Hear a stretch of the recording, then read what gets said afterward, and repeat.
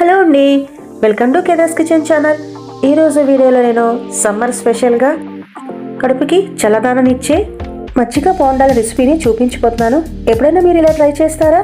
అయితే మీరు తప్పకుండా ఇలా ట్రై చేయాల్సిందే. ఎందుకంటే ఈ వేసవిలో మనకి కడుపులో చల్లగా హాయిగా కూడా ఉంటుందండి.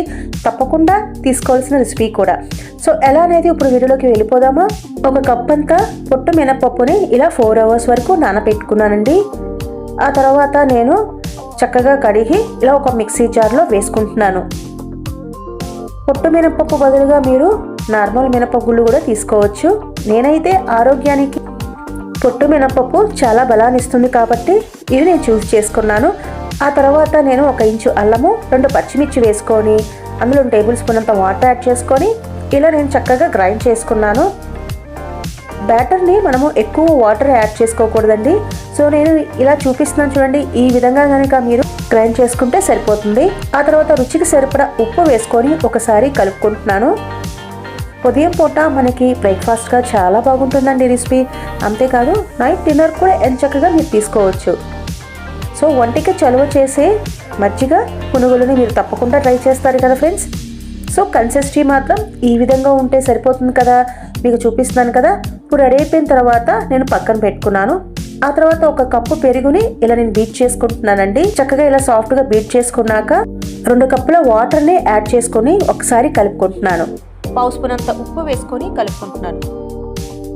సో ఇప్పుడు మనకి మజ్జిగ రెడీ అయిపోయింది కదా. ఇప్పుడు అందులోకి నేను కాస్తంత కొత్తిమీరని వేసుకుంటున్నానండి. ఆ తర్వాత ఇలా పోపు దినుసులను వేసుకున్నాక 1 స్పూన్ అంతా ఇంగువ వేసుకొని ఇలా తాలింపు వేసుకొని ఇందులో నేను చక్కగా వేసుకుంటున్నాను. ఆ తర్వాత నేను ఒక కడాయిలో సరిపడా ఆయిల్ వేసుకొని ఇలా చిన్న చిన్న పునుగుల్లాగా వేసుకుంటున్నాను. నేను మీడియం ఫ్లేమ్ మీదే ఫ్రై చేసుకుంటున్నానండి. హై ఫ్లేమ్లో మాత్రము కుక్ చేసుకోకూడదు.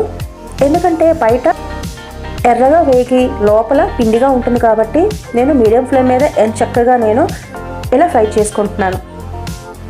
ఇప్పుడు మనకి కలర్ చేంజ్ అయిపోయింది చూసారా. సో ఈ విధంగా ఉన్నప్పుడు నేను ఈ పునుగులను తీసేసి మజ్జిగలో వేసేసుకుంటున్నానండి. ఆ తర్వాత నేను ఒకసారి ఇలా కలుపుకుంటున్నాను.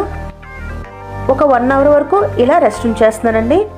1 hour తర్వాత మనకి నాని పునుగులో చక్కగా మజ్జిగ పట్టి చాలా రుచిగా చాలా టేస్టీగా ఉంటుందండి. చాలా అంటే చాలా టేస్టీగా కూడా ఉంటుంది. తప్పకుండా ఈ సమ్మర్లో మీరు ట్రై చేస్తారు కదా.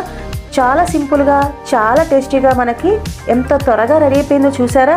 సో తప్పకుండా ఈ రెసిపీ మీరు ట్రై చేసి కామెంట్ రూపాన ఎలా వచ్చిందనేది తప్పకుండా తెలియచేయండి. అంతేనండి ఇవాల్టి వీడియో.